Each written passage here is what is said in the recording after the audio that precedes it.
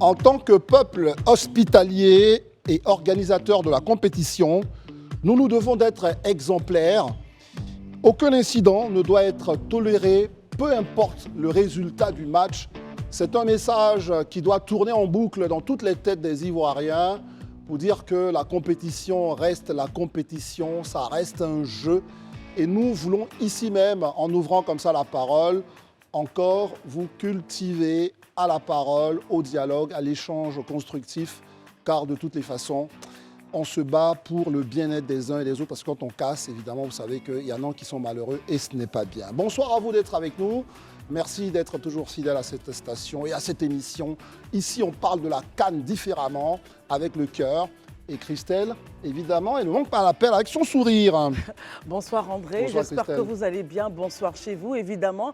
La CAN au cœur de ce programme et on commencera directement avec la sensibilisation, André, aux bonnes pratiques de la CAN pour une CAN de l'hospitalité réussie. L'épisode de la Guinée équatoriale, cette défaite-là ne doit plus être vécue. On se met en place, tout le plateau est set, on y va maintenant.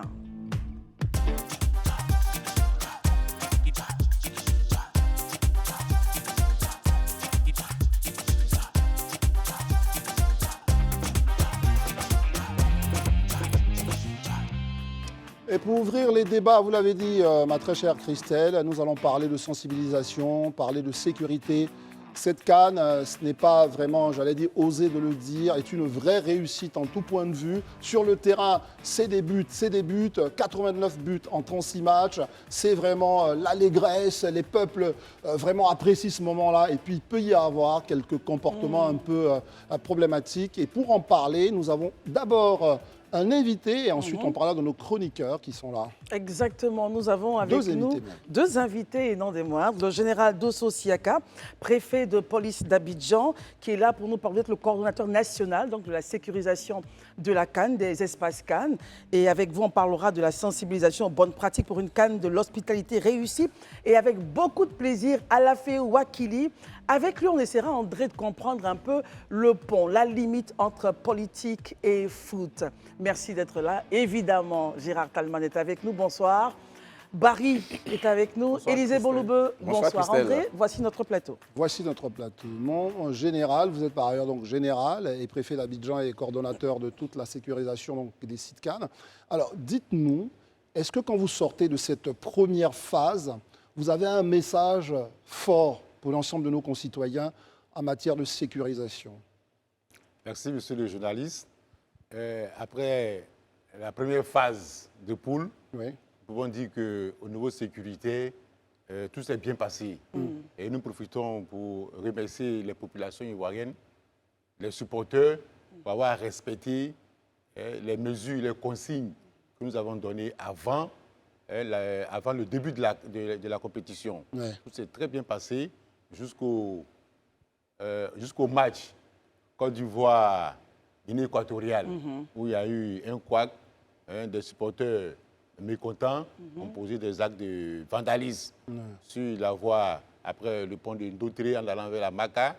Mais nos éléments sont vite intervenus et ça a été circonscrit en moins de 30 minutes. La circulation qui était interrompue a repris son cours normal. Très bien. Alors, lundi, on a un grand match. 8e de finale contre le Sénégal. On va dire le pays se déplace à Yamoussoukro, c'est trop dire. Le cœur du pays ce sera Yamoussoukro. La ville déjà grouille de monde. Comment est-ce que vous comptez apporter la sécurisation pour ce match? Que ce soit bon, c'est ce qu'on souhaite. Que ce ne soit pas bon, on souhaite qu'on rentre paisiblement chez nous. Très bien. Nous avons deux recommandations à deux niveaux. Ouais. C'est au niveau du stade. Nous avons un stade qui a une capacité de 20 000 places. Très bien. Officiellement. Ouais. Mais ce n'est pas les 20 000 tickets ne seront pas vendus. C'est ça. Il faut tenir compte des voies de dégagement. Oui. Donc environ 17 000 tickets.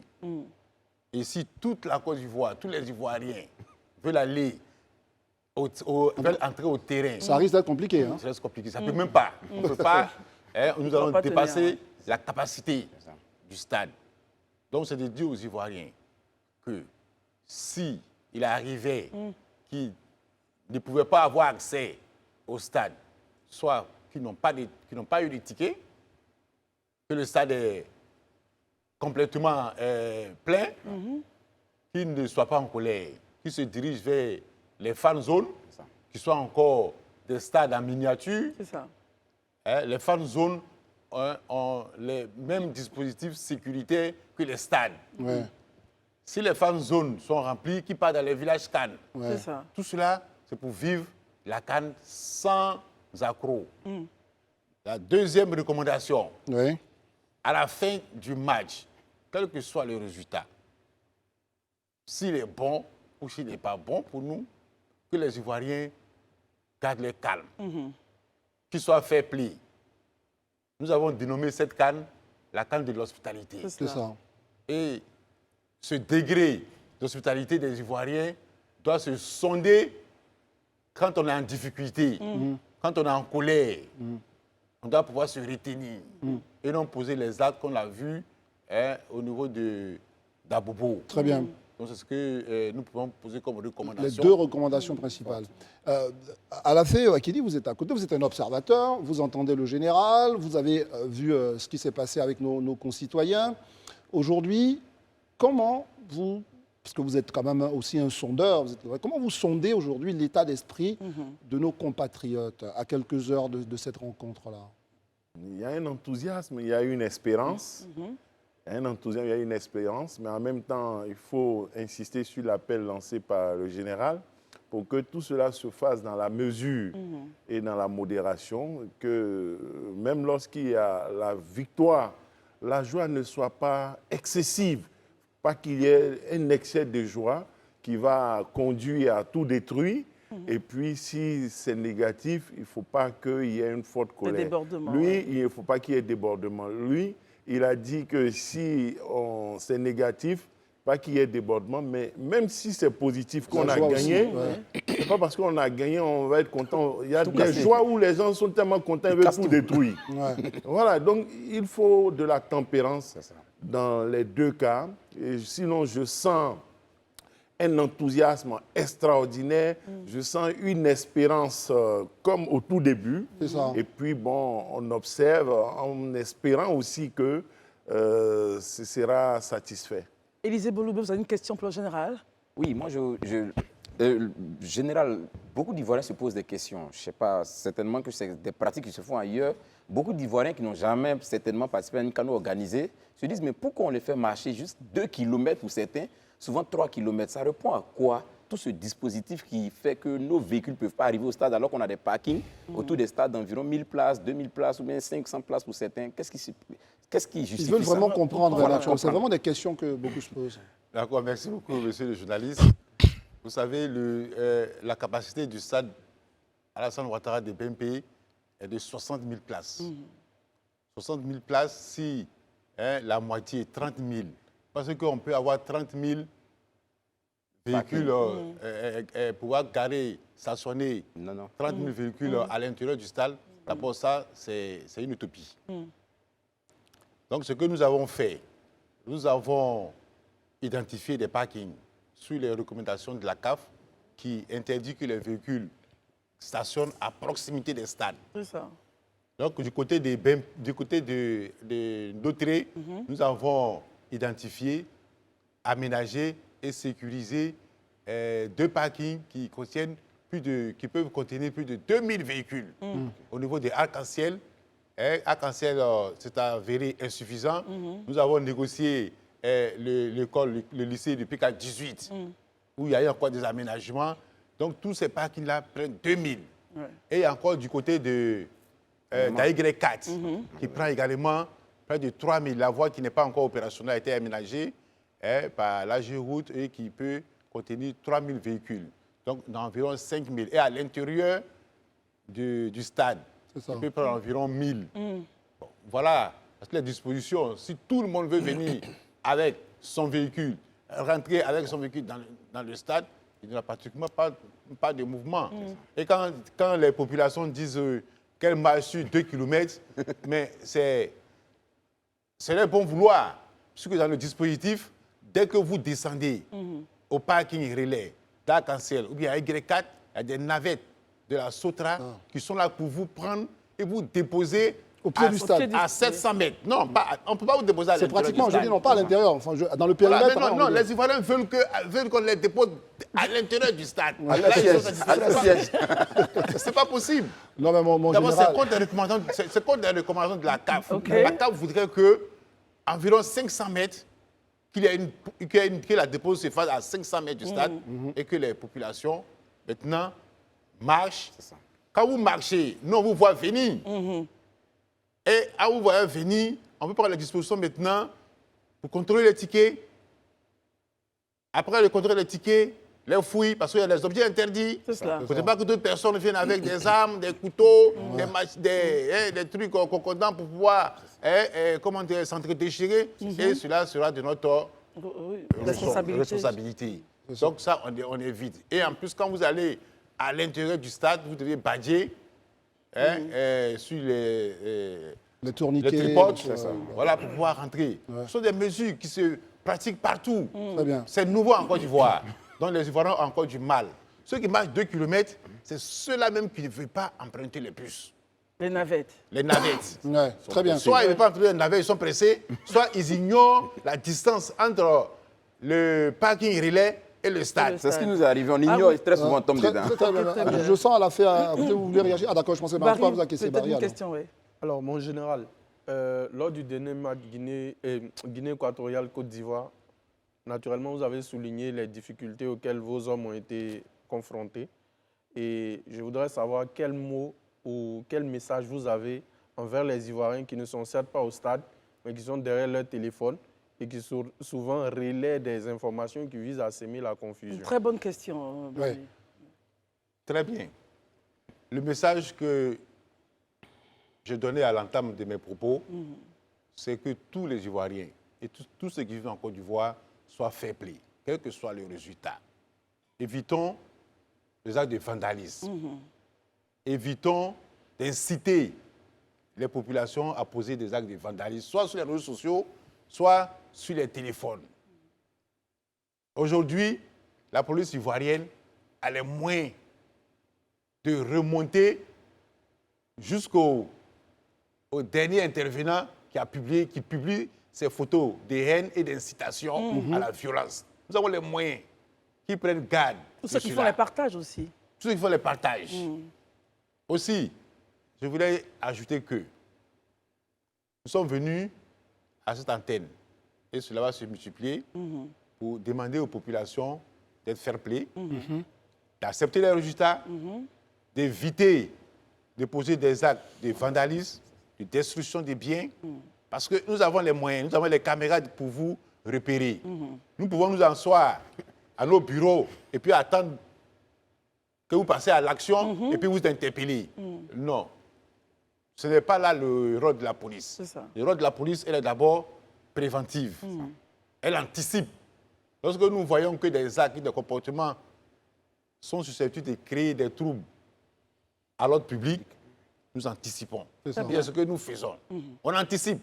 Mais cela ne veut pas dire qu'on est faible. Cela ne veut pas dire qu'on n'a pas les moyens de réprimer. Vous avez vu, à Bobo, en 30 minutes, on a réglé. Oui. Mon général. Non, mais en même temps aussi, nous sommes des partisans des droits de l'homme. C'est vrai que vous utilisez les moyens conventionnels, on le sait, pour réprimer. À la fin, il y a une question. Mais sur la question des droits de l'homme, le Conseil national des droits de l'homme s'est plaint, mais pas de la police. Ça, c'est bien, c'est ce qui a été intéressant. On veut saluer vraiment la présidente. Voilà.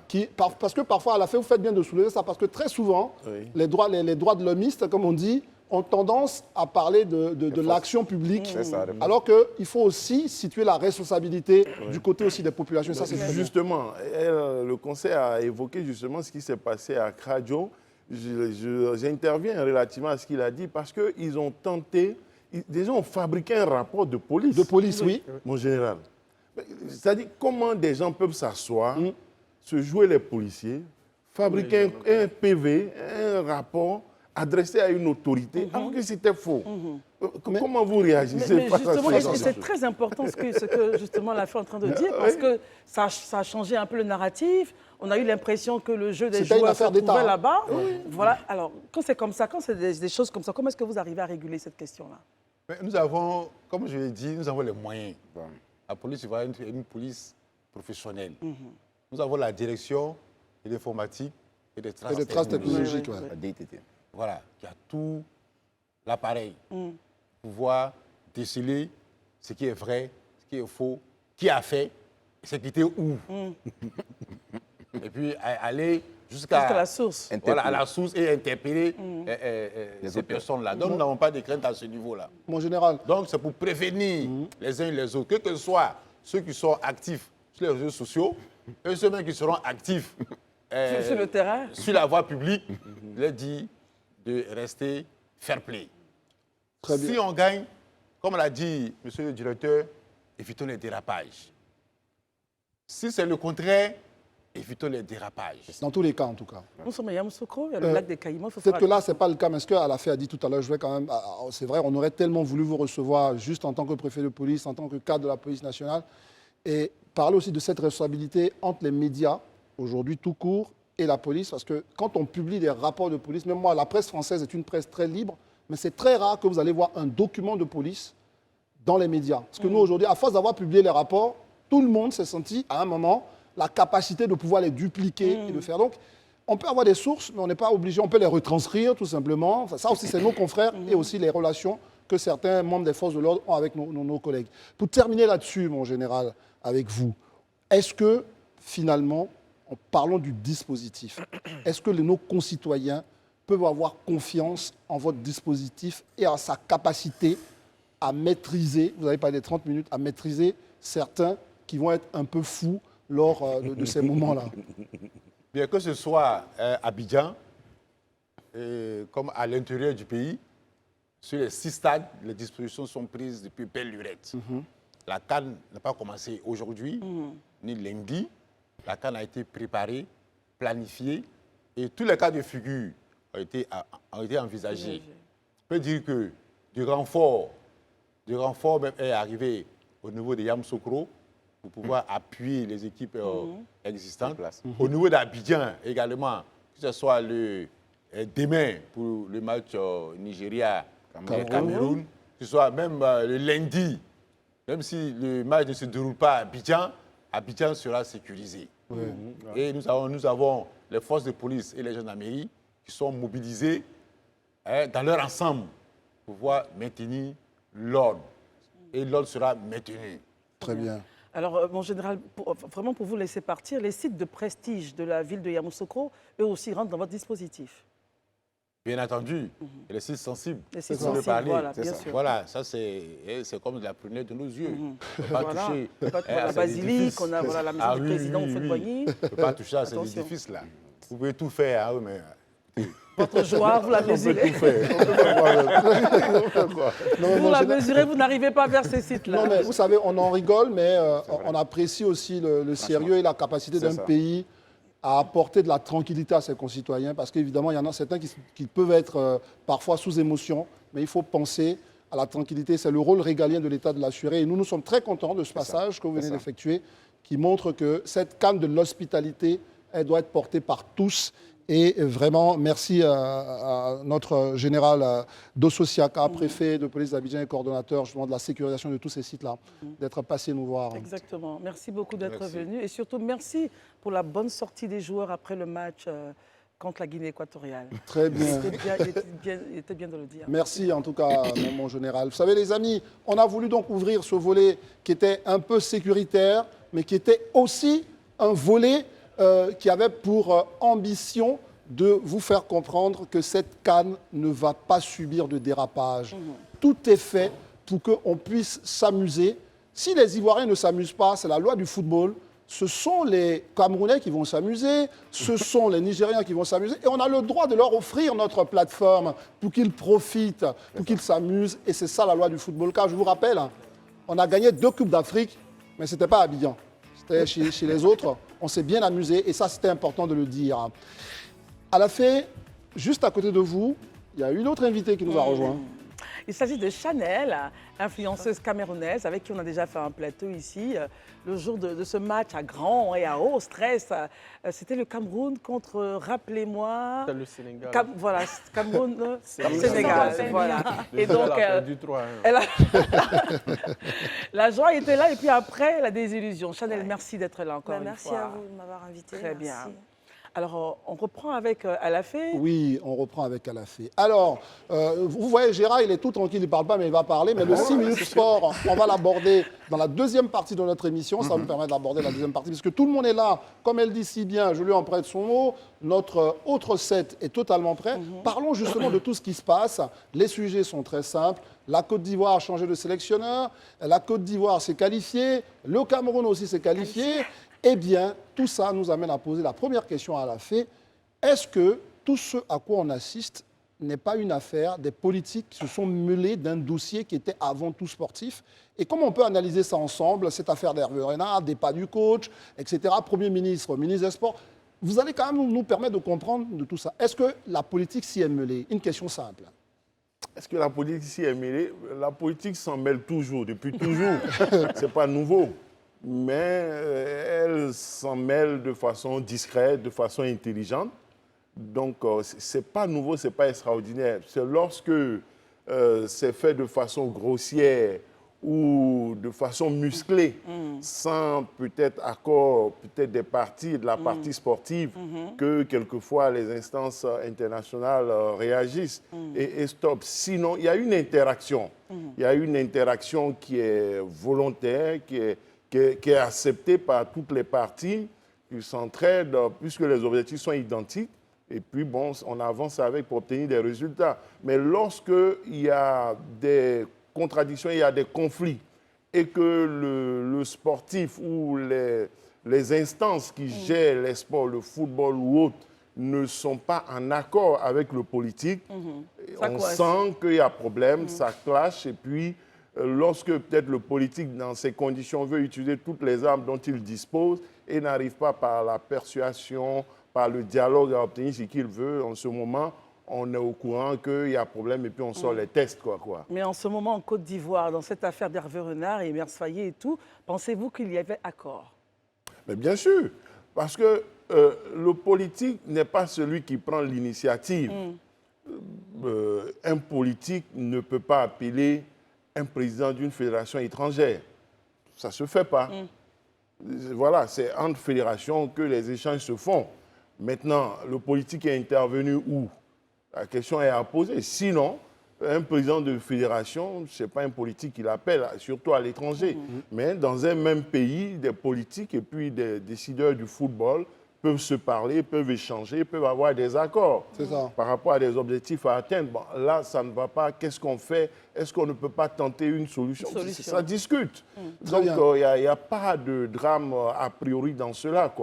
Est-ce que les arguments avancés par Alafé Ouakili vous semblent correspondre à la situation vécue aujourd'hui? Parce que la question que nous on se pose depuis, Christelle, c'est vraiment, est-ce que tout ça, ça apporte un climat de sérénité au sein de ce nouveau staff? Est-ce que vous, de votre point de vue, l'intervention à minima ou machin des politiques, notamment enfin, est-ce que c'est en dégageant, mais en tout cas en acceptant la démission ou en faisant partir le coach, tout ça, ça ne joue pas sur la sérénité en ce moment de toute l'équipe?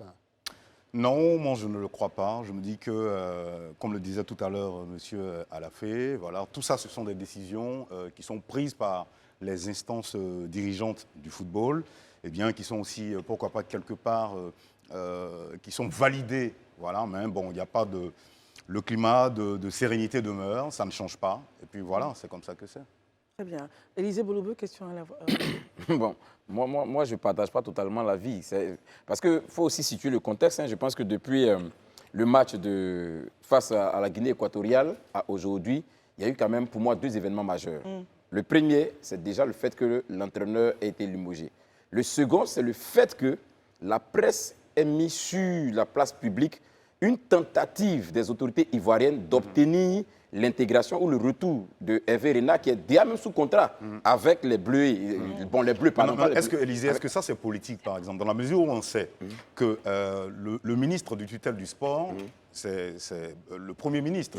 Donc, il intervient en tant que quelqu'un qui gère le volet sportif. Est-ce que là, est-ce qu'on perçoit là de la politique? Mais là, il a dit quelque chose de fondamental, peut-être qu'il faut rappeler. Okay. C'est vrai que l'État est dirigé par les politiques qui prennent des décisions, mais dans les accords et dans les tractations, en réalité, la preuve, qui nous annonce généralement en Côte d'Ivoire le nouveau sélectionneur? Ce n'est pas le ministre des Sports, quelle que soit la puissance qu'il a. C'est le président de la fédération. Mais là est-ce qu'on peut mettre un soupçon ou pas? Et lui, il le dit, que le politique soit intervenu dans le choix du sélectionneur en hébreu MFA. Et en plus, il dit une chose, la FIF ne s'en plaint pas, donc normalement, il ne devrait pas y avoir de problème. Et il veut réagir. Moi, je voudrais préciser que le sélectionneur qui est parti pour sa nomination il y a 2 ans, comment ça s'est passé? C'est vrai que c'est le président de la fédération qui l'a annoncé. C'est ça. Mais il a dit quoi? Lorsqu'on a fini notre réunion, j'ai écrit 3 lettres au ministre des Sports, au Premier ministre et au président de la République. Ils ont été d'abord informés. Peut-être que ça a mis 24 heures ou 48 heures. Peut-être qu'on peut considérer que la lettre n'est pas reçue à temps. On n'ouvre pas pour dire c'est qui fait une enquête. Est-ce que c'est un bon choix? Mais il les a informés quand même. Il les a prévenus.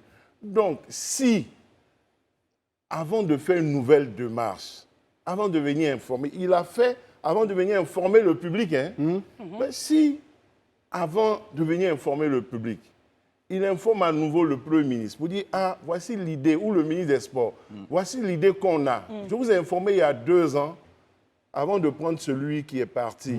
Là, je suis en train de vouloir prendre, je vous informe à nouveau, mais il risque d'avoir des difficultés. Est-ce que vous pouvez m'aider? Qu'en savons-nous? Donc, je ne vois pas où est le problème. Alors, avec toutes ces hypothèses, je ne vois pas où est le problème. Par ailleurs, il faut dire que avec ce qui s'est passé, il y a eu une accélération. Pour beaucoup, d'ailleurs, il y a eu aussi une accélération, une précipitation. Au départ, la FIF avait voulu faire une réunion le jeudi. Elle voulait attendre calmement de savoir ce qui se passerait le mercredi et puis faire sa réunion le jeudi. Apparemment, la pression a été forte, les uns et les autres étaient pressés de sorte que dès mercredi matin, mardi nuit à mercredi matin, la démission a été annoncée et un communiqué a été fait. Mais ce qui a précipité, c'est ce qui s'est passé mercredi soir. Puisque la démission est intervenue avant la qualification.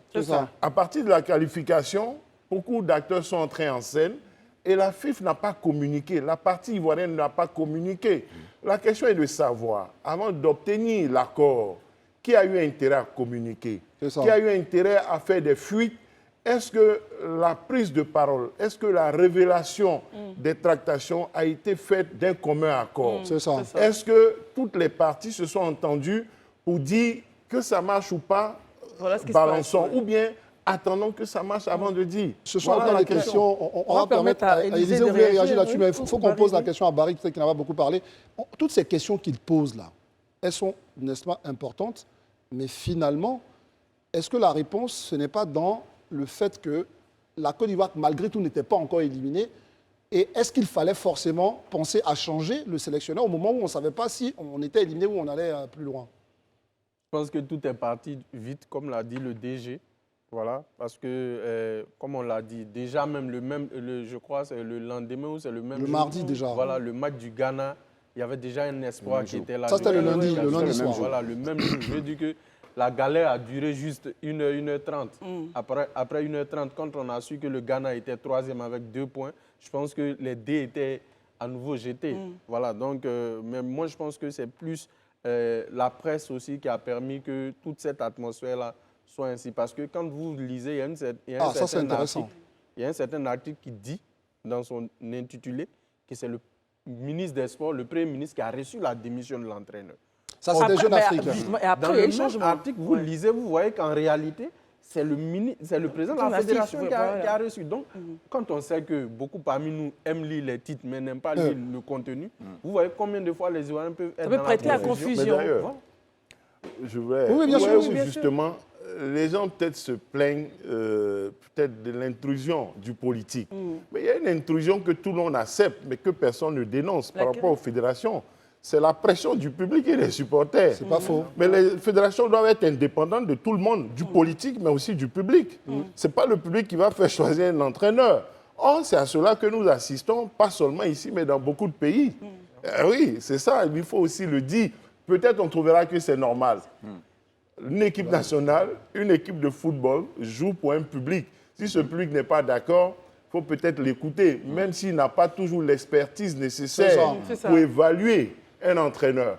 Mais en même temps, le politique, lui, qui donne les finances, lui, il n'a pas le droit peut-être de regarder, d'être consulté. Mais le public, lui, on doit l'écouter forcément. Et personne, peut-être, ne dénonce un peu trop la pression qu'il peut y avoir sur le joueur du 12e homme dont on a besoin, qui doit aller au stade, puis qui refuse, comme la femme à qui on dit « sois belle et tais-toi ». Il n'a pas envie d'être simplement celui qui applaudit. Il veut avoir le droit de regard. Il veut dire « il faut faire comme ça ». Et puis, c'est quand on choisit l'entraîneur qu'il veut, c'est quand on choisit les joueurs qu'il veut, il veut être peut-être récompensé de son soutien de 12e homme. Est-ce que c'est plus normal? Est-ce plus légitime que éventuellement le regard du politique? C'est une question qu'on peut se poser. Mais Élisée Bouloube, avec l'explicatif d'Alafé Ouakili, est-ce que vous maintenez votre position en disant que non, vous n'êtes pas d'accord, le politique a vraiment exercé une petite pression? Oui, moi ce que je veux dire, déjà, le postulat, il est là. Hein. On est dans un État, il est régi. Ceux qui gouvernent l'État, on les connaît. Mais en même temps aussi, il y a des séparations, je vais dire de facto, qui sont censées être des séparations conventionnelles pour régler le fonctionnement de l'État. Donc on dit que les politiques ne s'immiscent pas dans les affaires du football. Et ça, la FIFA ne cesse de le répéter à longueur de journée. Il est clair, comme il l'a dit, il y a un article de presse qui a révélé que le chef du gouvernement a accepté la démission. Il y a d'autres articles même qui sont allés encore plus loin, qui ont même dit qu'il y a une réunion où même le chef du gouvernement a rencontré même le staff, a échangé, en tout cas a dit un certain nombre de choses et autres, tout ça. Ça peut s'entendre. Mais je dis que quand on dit ça quelque part, après, on prend du recul, on se dit, mais si on veut effectivement fonctionner dans la normale des choses, parce que là aussi, il y a un élément peut-être, il y a terminé dessus, il est revenu dessus. Quand on a reçu le DEX ici, le directeur exécutif de la fédération, Armand Gourou, et quand on lui a posé la question, quel était l'objectif qui avait été fixé au coach, il nous a dit que l'objectif fixé au coach, c'était qu'on aille le plus loin possible. Et même celui qui a posé la question le plus loin possible, ça veut dire quoi? Parce que ça ne veut rien dire en réalité. Il a dit, l'objectif qu'on lui a fixé, c'est d'aller le plus loin possible. Tout ça pour nous dire quoi? Pourquoi vous racontez ça? Voilà, tout ça pour nous dire qu'en réalité, l'objectif fixé à Gassé, c'était d'avancer. Mais quand on regarde dans le fond, est-ce que Gassé n'a pas avancé? C'est vrai qu'on a perdu le match, mais aujourd'hui on est qualifié pour les 8e. Donc cette base d'Agassé a avancé en réalité. Permettez-moi d'essayer de rattraper juste une petite chose et puis on repart. Depuis qu'on a annoncé la présence de Chanel, elle n'a pas parlé. Ça, vous regardez tout ça, vous dites mais ça c'est la basse-couille ivoirienne. Ça se passe, qu'est-ce que vous dites? Pas du tout. Enfin, surtout je me dis que vous restez beaucoup technique. Enfin, pour ma part, est-ce que le politique a le droit de s'immiscer dans les faits de société, notamment la fédération et tout? Mais c'est tacite, c'est-à-dire qu'il n'y a pas des tests qui vont dire la politique n'a pas le droit. Mais on le sait qu'aujourd'hui, la Côte d'Ivoire a une histoire telle que vous avez connu la guerre, il y a des réalités sociales qui font que le football aujourd'hui, culturellement, ça fait partie de vous, comme au Cameroun, comme ailleurs. Donc on a bien vu que votre élimination pour la population, ce n'était pas acceptable. Et quand tu regardes la presse, quand tu lis les articles, quand tu écoutes les uns et les autres sur les plateaux, tu te rends compte, on dit Gassé, c'est pas le bon choix, il fait des mauvais choix. Donc est-ce que quelque part, le politique n'a pas voulu apaiser les choses, voilà. Et puis à côté se dire, mais si on laisse la fédération faire, ce sera quand? Mais en attendant, on a une réalité, on a une histoire qui fait qu'on est obligé de prendre les devants parce que oui, laisser la fédération, c'est pas possible. Donc, est-ce que ça se fait? Non, mais tacitement, on le sait que c'est des réalités. À un moment, quand ça ne va pas, le gouvernement, l'État doit prendre ses responsabilités. Je pense que c'est ce qui a été fait. La question que Chanel pose, elle a dit une phrase intéressante. Elle dit, le politique peut se dire, si on laisse la fédération faire, est-ce qu'on va s'en sortir? Pourrait-on ne pas prendre les devants, justement? Ce que vous dites, c'est très intéressant. C'est pour ça que dans le prolongement de la question à la FIF, je pense que c'est à vous qu'on va l'adresser. Est-ce que même si la FIF ne dit pas qu'elle n'est pas d'accord aujourd'hui, est-ce qu'elle n'est pas contrainte par toute cette pression dont on parle? C'est-à-dire que finalement, elle-même, elle est tellement sous pression qu'elle accepte l'immixtion du politique. Non, il n'y a pas d'immixtion, elle est en phase. L'initiative vient d'elle. Il ne faut pas il y a eu de la confusion dans la présentation des faits. Hein. Okay. C'est d'abord l'entraîneur qui voit le contexte et l'environnement, qui comprend qu'il ne peut pas continuer. Et nous sommes lundi soir, nous sommes mardi. Et déjà, mardi avant mercredi soir, très peu de personnes pouvaient parier qu'on serait qualifié. Donc, c'est foutu. Donc, les gars cherchent des solutions. Et il se trouve que mercredi soir, on est qualifié. Donc, ça cherche encore pour faire venir quelque chose. Mais avant cela, des mesures sont prises. Vous avez vu que beaucoup de gens se sont calmés depuis que l'entraîneur principal est parti. Ils ne cherchent même pas à regarder le pedigree. Ils ne cherchent même pas à regarder le background de celui qui est intérimaire. Pour eux, l'entraîneur principal est parti, ça suffit. Peu importe qui est là. Oui, peu importe qui est là. Ils sont soulagés, ils se sont calmés. Et puis, on a eu la qualification. Ça fait 2 bonnes nouvelles. L'entraîneur principal est parti et puis on est qualifié. Et peut-être affaibli par le départ de l'entraîneur principal, il ne voit pas de difficultés. Hein. Il voit plutôt un élément de motivation, peut-être pour les joueurs et tout. Et on se rêve déjà à encore aller plus loin.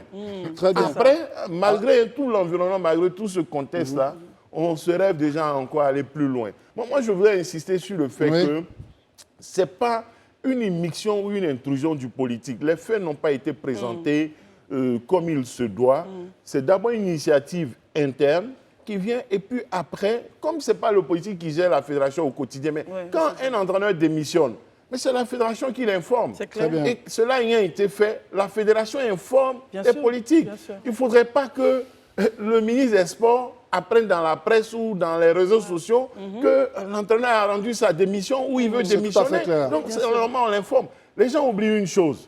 Si il n'y avait pas peut-être eu cette pression populaire dont je parle, qui est normale, du 12e homme qui veut se faire entendre, mais les politiques auraient pu dire non. Vous l'avez recruté, attendez le dernier match, allons jusqu'à la fin de la CAN, quel que soit le résultat, c'est vrai, on veut gagner cette coupe. C'est très mais intéressant ce que vous dites. Faisons preuve de sagesse. Mais il n'y a pas eu de voix apaisée dans cette histoire et tout le monde, entraîné par la colère, n'oubliez pas qu'il y a quelques Ivoiriens encore aujourd'hui, ils ne sont pas nombreux, on suit les débats, qui estiment que c'est injuste et que, parce qu'il a lancé un appel tout à l'heure, il a dit pas de débordement, le général. Le général, pardon. Pas de débordement dans la colère ni dans la joie. Le débordement, ce n'est pas seulement aller casser. Le débordement, c'est peut-être une colère excessive qui fait qu'on met tout sur l'entraîneur et qu'on oublie que non, calmons-nous, donnons-lui une dernière chance. Tout ça fait partie du débordement. Il y a des Ivoiriens, des supporters aujourd'hui qui estiment que est-ce qu'il ne fallait pas encore se calmer, donner une dernière chance à l'entraîneur, calmer, parce qu'à la fin de la journée, quand on se calme, c'est vrai, le Maroc a gagné, nous permet de nous qualifier, mais on aurait pu faire 3 défaites, avoir 0 point. Non, ça, c'est le débat qu'on va faire tout à l'heure. Mais justement, est-ce qu'à un moment donné, c'est vrai que la fédération a son pouvoir, le politique, donc, après, il donne la validation de tout ce qui sera décidé par la fédération. Mais lorsqu'on parle de l'honneur d'un pays, regardons l'environnement, nous sommes pays organisateurs. Il y a des choses qu'on estime peut-être qu'ils ne vont pas. Le pays a pris une raclée, l'émotion est forte. Est-ce que, si toutefois le politique a fait pression, est-ce qu'il n'aurait pas à ce moment-là le droit de dire attention, là ça dépasse un peu tout le monde, il faut que nous puissions réagir en tant que politique. Une petite réaction, Barry, je veux dire que le politique et la fédération sont des partenaires de travail à la réalité. Parce que même le financement du sport en Côte d'Ivoire, c'est d'abord un financement politique. Il y a la loi des finances qui est votée à l'Assemblée nationale. Il y a une commission sport à l'Assemblée nationale. C'est vrai qu'on dit que l'ingérence intervient lorsque on est en porte-à-faux avec les textes. Mais à la réalité, ce sont des partenaires de travail. Mais ce que je veux dire dans la société, les tragédies entraînent toujours des décisions émotives. Quand il y a une tragédie nationale, qu'elle soit sportive ou qu'elle soit politique, généralement la majorité agit sous le coup de l'émotion. On cherche un souffle-douleur. Et dans ce cas-ci, le souffle-douleur de tout le monde, c'était M. Gassé. Mais en réalité, on ne sait pas quelle pression on met, on met sur les joueurs et au nouveau staff. Très bien. Et et ses collègues. On a encore une demi-heure pour continuer d'en parler. On parlera avec Gérard Tolman pour le 6 minutes sport qui s'est un peu déplacé. Nos invités sont là. On va évidemment marquer une pause juste avant vous, Christelle. Exactement. Je tiens, comme je l'ai fait d'entrée, montrons au monde entier que nous sommes un peuple fier et responsable et que nous savons créer les places pour que les autres aussi puissent se réjouir quand nous pensons que nous sommes un peu déçus. À tout à l'heure.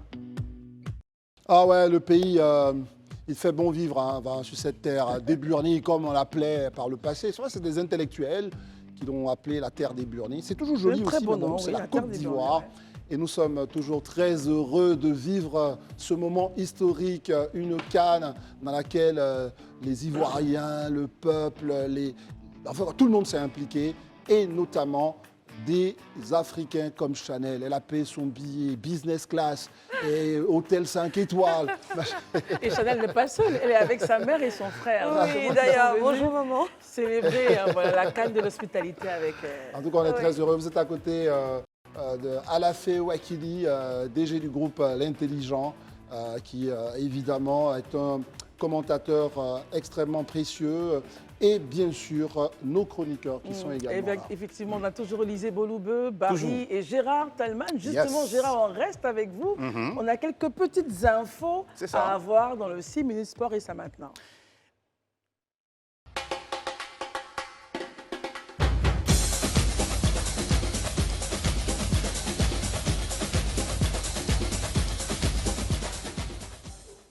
Dans le...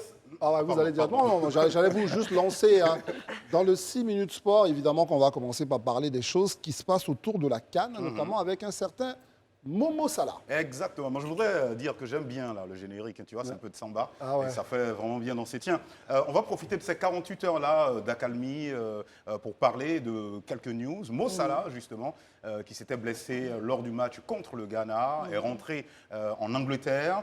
Mais ce qu'on a appris ces dernières heures, c'est qu'il pourrait être là, il pourrait venir prêter main forte au Pharaon, sauf si les Pharaons, justement, se qualifiaient pour la finale. Bon, là encore, c'est une autre paire de manches. Évidemment. Alors, on a aussi, au niveau de la Guinée, quelques problèmes de primes impayées. Eh bien oui, que serait une CAN s'il n'y avait pas ce genre de petit couac? C'est vrai que normalement, en vue de leur huitième de finale, qui va donc se disputer le dimanche, il y a une séance d'entraînement qui a été aménagée par l'entraîneur Kaba Diawara. Mais les joueurs disent non, nous on ne participe pas à cette séance d'entraînement. Pourquoi? Parce qu'on nous a promis nous donner des primes qui s'élèvent à 10 000 $ par personne, soit un peu plus de 6 millions de francs CFA. Tant que ça, ce n'est pas réglé, écoutez, nous, on ne sera pas sur le terrain.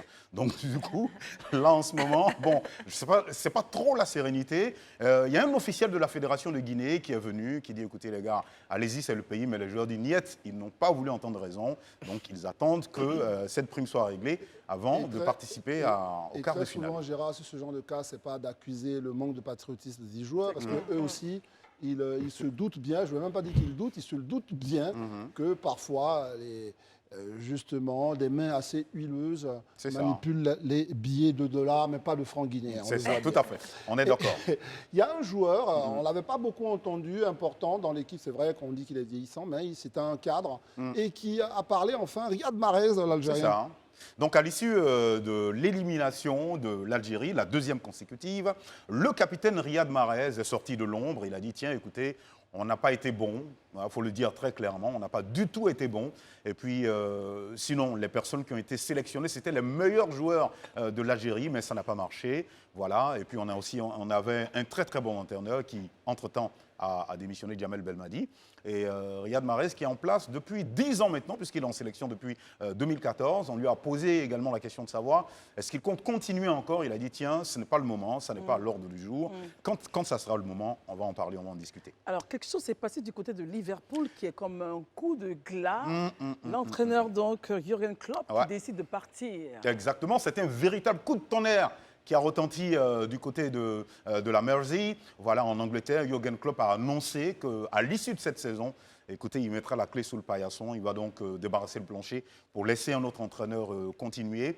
Jürgen Klopp a dit comme ça qu'il était à court d'énergie. On peut comprendre parce qu'être à la tête d'une telle organisation, être à la tête d'une telle équipe, c'est pas évident. Donc il est resté là depuis 9 ans. Et donc il dit qu'aujourd'hui, bon, écoutez, je crois qu'il aura fait le tour de la question. Est-ce que, vu qu'il y a 6 équipes ou 8, je ne sais plus exactement, qui ont vu leur entraîneur démissionner, Est-ce qu'il y a un petit clin d'œil qu'on pourrait faire à Jürgen Klopp ou il y a un clin d'œil que Jürgen Klopp pourrait faire au continent africain? Bah tiens, il y a la Gambie par exemple qui est là, il peut venir, il n'y a pas de souci. La Gambie, il y a le Ghana aussi. Ouais. Voilà, déjà, il n'y a pas de barrière de langue, il parle anglais, le Ghana aussi parle anglais et tout. Mais Jürgen Klopp, ce que je voulais mettre là en perspective rapidement, c'est son bilan. Jürgen Klopp, c'est une Ligue des Champions, c'est une Coupe du Monde des clubs en 2019, c'est une FA Cup, c'est une Coupe d'Angleterre en 2022. En tout cas, c'est un bilan des plus intéressants. Et puis un championnat après lequel Liverpool courait depuis 1990. Donc en 2020, il a permis à Liverpool d'être champion d'Angleterre. Et là, en ce moment, ils sont premiers du championnat anglais. Et il est pratiquement le seul, j'allais dire, concurrent de Pep Guardiola. Il a 5 points d'avance en ce moment sur City. Qui a remis en cause on va dire, l'hégémonie de Guardiola en Angleterre. Et ça, c'est pas mal. Et c'est un entraîneur qui pourrait faire du bien en Afrique. Je reviens sur mon histoire. Mais en tout cas, merci Gérard pour ce 6 minutes sport.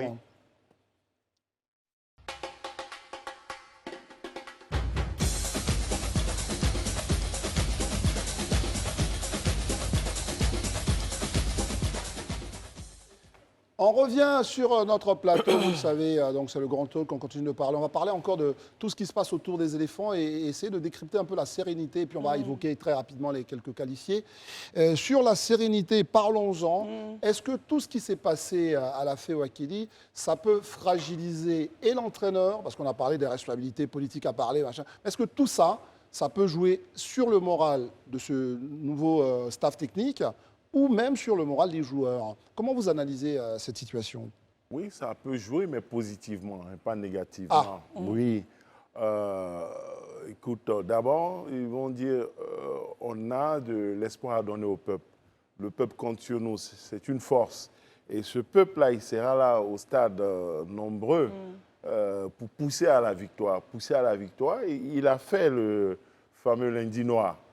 Et puis, d'aucuns disent qu'il aurait pu le faire davantage. Je ne sais pas s'il y a des arbitres qui écoutent le public, mais que certains spectateurs, lorsqu'ils sont assez forts, les arbitres laissent passer certaines choses.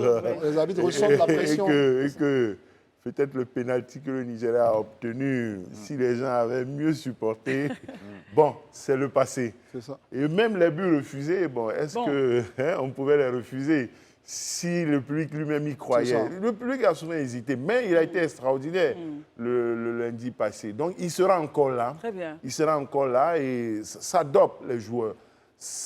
Il y a deux effets, hein. Il y a la pression, mais en même temps, ça dope. Justement, vous parlez de deux effets. C'est un débat qu'on a eu ici depuis lundi, où on pensait, moi particulièrement, mes camarades n'étaient pas d'accord. Moi, je pense que le public ivoirien, sans être un grand supporter dans les stades, met quand même une sorte de chape de plomb sur la tête des joueurs qu'ils ont du mal à supporter. Est-ce que vous pensez comme ça ou vous dites non? Non, cette chape de plomb, c'est peut-être ce qu'on constate après la défaite. Il faut que le public soit aussi fair play, qu'il soit un peu plus sportif, qu'il n'oublie pas les joies des victoires pour ne retenir que la douleur des défaites et puis brûler ces joueurs-là. Une petite défaite et puis on les brûle. Quelque chose arrive, on oublie. Et tout le monde a connu ça, y compris le grand Didier Drogba. C'est ça. Personne n'y a échappé. Bon, c'est vrai, le public doit être exigeant, mais aujourd'hui, Drogba, c'est l'icône. Tout le monde l'applaudit. Il y a quelques petites critiques, mais quand il était encore joueur, ses erreurs ou ses manquements, les gens étaient trop méchants souvent avec lui. On oublie ça souvent. On l'a même Donc accusé d'avoir vendangé un pénalty. oui, je profite pour lancer un appel aux supporters. Qu'ils dosent souvent. Très bien. Il faut qu'ils dosent parce que ça peut inhiber des choses. Mettre trop la pression, ça peut faire peur et puis ça bloque. En dehors de cela, tout ce qui s'est passé, c'est de la motivation. L'entraîneur est motivé, les joueurs sont motivés, ils ont envie de prouver qu'ils ne sont pas nuls, qu'il y a eu quelque chose qui n'a pas marché. Alors, restons sur l'entraîneur, justement. Faye Mers prend l'équipe dans des conditions un peu difficiles, émotionnellement, on va dire. Est-ce qu'il a les capacités, déjà, de créer le groupe dont tout le monde rêve et puis de nous donner cette victoire le lundi, selon vous, Alafé. On va écouter les autres après. On vient sur vous, Alafé. Attendez, on vient sur vous. Commençons par les autres. On termine avec vous. D'accord, c'est un trio d'abord qui a été choisi. Quand je regarde les profils, le trio n'est pas officiel. Hein. Est-ce qu'il est officiel? Les trois noms ont été cités en même temps. Non, par la FIF. Dans le communiqué, c'est pas les trois noms? Non, dans le communiqué, il a été cité seulement Faye Emers. Non, mais hier, Guy Demel, par contre, lui, il a dit sur le plateau d'une chaîne sur laquelle il est consultant, il a dit oui, effectivement.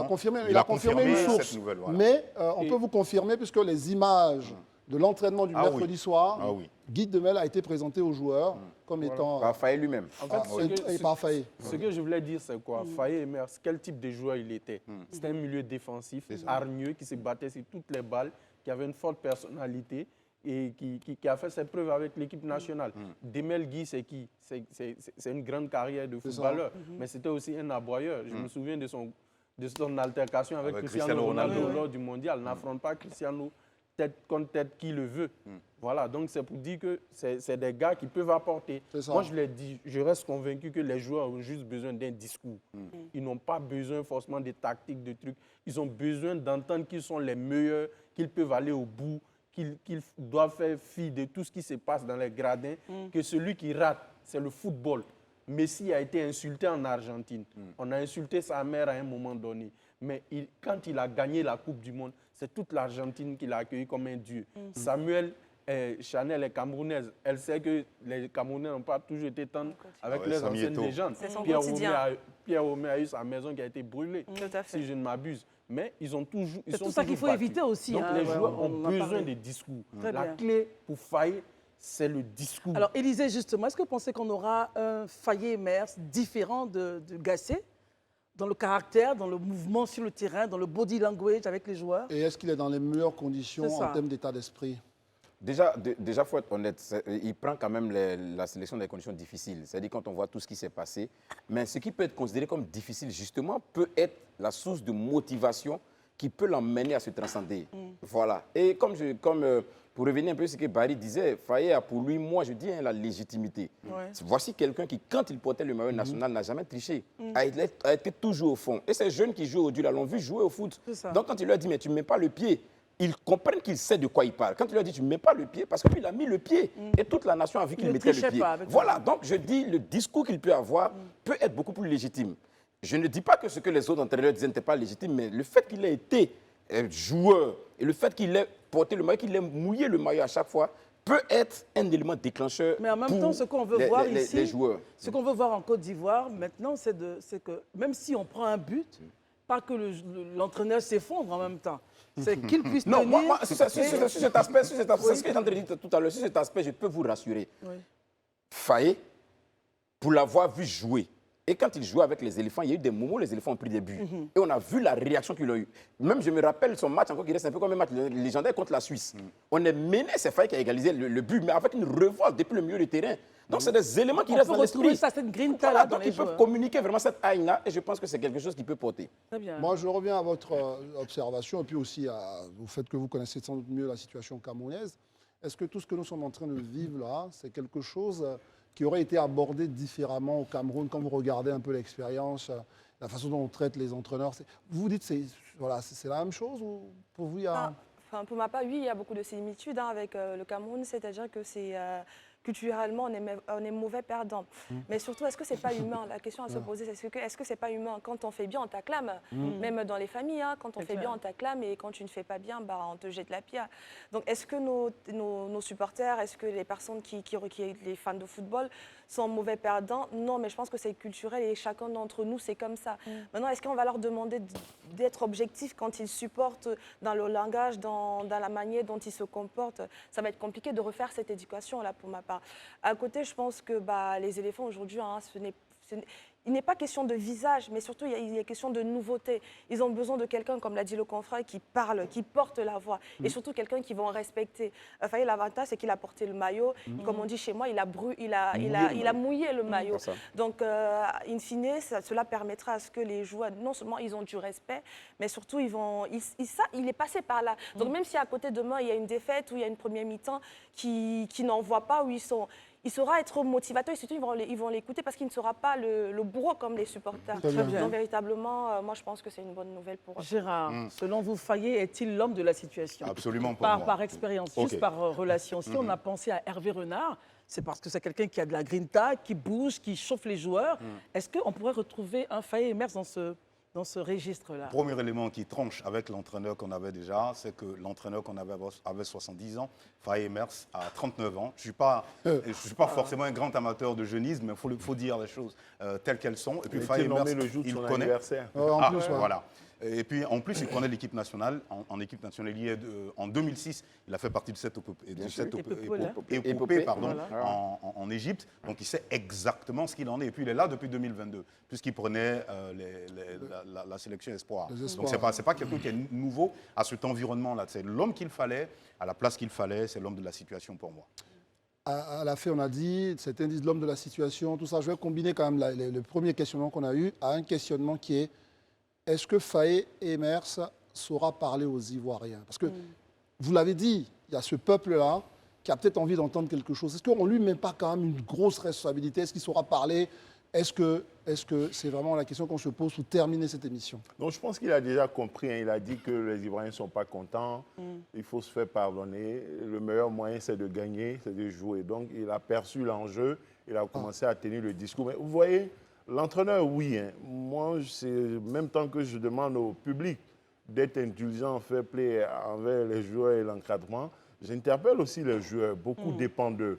Vous avez vu les matchs qu'on a vus? Oui, l'entraîneur, mais quand vous regardez jusqu'à la dernière minute, des équipes qui égalisent, quand vous voyez le Cameroun, quand vous voyez le Maroc qui gagne, mais qui souffre, quand vous voyez le Mozambique, quand vous voyez que ça se joue jusqu'à la dernière seconde, quand vous voyez comment les gens tremblent quand on donne le temps additionnel, vous dites ben, c'est pas encore fini, vous comprenez que c'est 90 minutes plus temps additionnel ou c'est 120 minutes. Quels que soient les entraîneurs, il y a quelque chose qui a été souvent noté dans le parcours de l'équipe ivoirienne depuis plusieurs années au niveau des joueurs. Même quand ils mènent devant une petite équipe 4-0, l'équipe remonte un but ou 2 buts et vers la fin, on a peur. Ce n'est pas nouveau. Ça date de plusieurs compétitions. Souvent, on peut mener 1-0 et puis à la fin, les gens vont se faire rattraper. Donc, il y a ça. Les coupes qu'on a gagnées, on a peut-être manifesté lors de ces occasions en 92, en 2015. Même souvent quand on a perdu au tir au but, ce fighting spirit. C'est quand on a eu ça qu'on allait loin. Mais encore, ce n'était que ça. Et non des victoires de 5-0 ou autre. Puisqu'on allait chaque fois au tir au but. Puisque c'est ça qui nous faisait perdre ou gagner. Donc lorsqu'on a eu ça, on a gagné. C'est pour dire qu'au-delà de l'entraîneur, il faut que ces joueurs-là, ils prennent leur destin en main, qu'ils comprennent que c'est eux. Que quand ils gagnent, c'est pour leur pays, leur nation, leur continent, mais c'est aussi pour eux. Très bien. C'est important. Chanel, vous voulez dire quelque chose? Oui, mais pour que ces joueurs-là prennent leurs responsabilités, pour qu'ils prennent leur destin en main, est-ce qu'il ne faudrait pas qu'on ait les joueurs, les hommes de la situation dans le stade? Parce qu'aussi, il faut le dire, si tu n'as pas si les personnes qui sont classées ne sont peut-être pas les personnes qu'il faut, là, ça peut être un problème. Parce que, moi, je me suis posé la question. Je sais qu'en Côte d'Ivoire, vous avez l'un des meilleurs défenseurs de Bundesliga, le championnat allemand. Je ne l'ai pas vu jouer, Odilon Kosonou. Et pour moi, ça ne s'entend pas. En Europe, c'est un patron. Il se murmure que Faye pourrait faire voilà, quelques donc changements. c'est des visages quand même à côté. Enfin, voilà, il faut du renouveau, il faut donner la chance. Si tu sais que tu es un bon joueur, quel que soit, si tu as le plus grand, donne la chance. Il faut changer les choses parce que là, il faut que vous gagniez. Alors, Chanel, on vous laisse la parole, mais vous voulez oui, justement, non, on puisse juste aller sur un point, c'est que le match de lundi sera difficile. Oui. Il sera difficile et il peut être long et très long. Donc, les prolongations et les tirs au but, il faut envisager tout ceci. Alors, l'idée, c'est vraiment pour nous de dire aux joueurs ivoiriens, on peut se le permettre, d'avoir le moral qu'il faut, le mental qu'il faut, Parce que là, c'est une autre compétition qui démarre. Justement, cette autre compétition, après ce conseil de Christelle, qui, enfin, je pense que depuis un moment, elle est devenue quand même une grande conseillère. Non, on va l'envoyer dans les vestiaires. Est-ce qu'on peut commencer à faire un petit tour? On termine tout de suite dans 1 minute sur vos pronostics. Ouais. Allons-y, lançons-nous. Comment vous voyez justement l'issue? Parce que beaucoup se disent, avec tout ce qui s'est passé, le signe du destin, la Côte d'Ivoire peut gagner. Mais de façon froide, dites-nous justement, quelle pourrait être pour vous l'issue que vous voyez? Barry, pronostic. Je vois une victoire de la Côte d'Ivoire au tir au but. Parce que pour moi, c'est un match qui sera engagé et les deux équipes vont s'écraindre. Personne ne va vouloir se jeter à l'abordage. Donc moi, je vois un match qui va aller au bout des 120 minutes et une victoire de la Côte d'Ivoire au tir au but. Ah ben, moi, avec l'armada offensive qu'a le Sénégal, je n'imagine pas un tel match sans un but du Sénégal. Le Sénégal marquera un but, mais on va gagner 2-1. Tiens, Ouais. historiquement, la Côte d'Ivoire a toujours gagné le Sénégal. 1-0. C'est largement suffisant. Enfin, pour ma part, je vois 2-1 en faveur de la Côte d'Ivoire parce qu'on a un Sénégal champion en titre et qui, quelque part, le confort depuis le début de la compétition, ils n'ont pas perdu. Et vous savez, ça peut faire défaut, c'est un gros avantage, mais ça peut faire défaut. À côté, on a une Côte d'Ivoire quand même qui a faim, c'est-à-dire qu'ils ont approuvé, ils savent qu'il faut lever la honte, les gars. Donc, je pense qu'ils vont être d'autant plus dangereux parce que c'est le pays organisateur. Donc, est-ce que le confort du titre, de la position du Sénégal ne va pas leur faire défaut et qu'à côté, la Côte d'Ivoire prendra le dessus? Je ne sais pas, mais en tout cas, je penche pour une victoire de la Côte d'Ivoire. Non, moi, je ne veux pas faire le pronostic, mais je rappelle que j'ai parié avec un ami le mardi soir avant la qualification. Je lui ai dit que si on est qualifié, c'est pour gagner la coupe. Je m'en tiens à cela. Et la mise est d'1 million.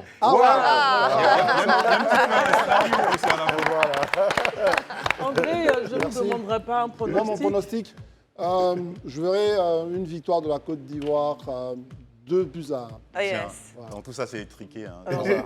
Non, parce que je pense que le Sénégal va marquer. On va marquer quand même. Ah ouais. Ce que je pense. Moi, je pense sincèrement qu'on ira au 1-0.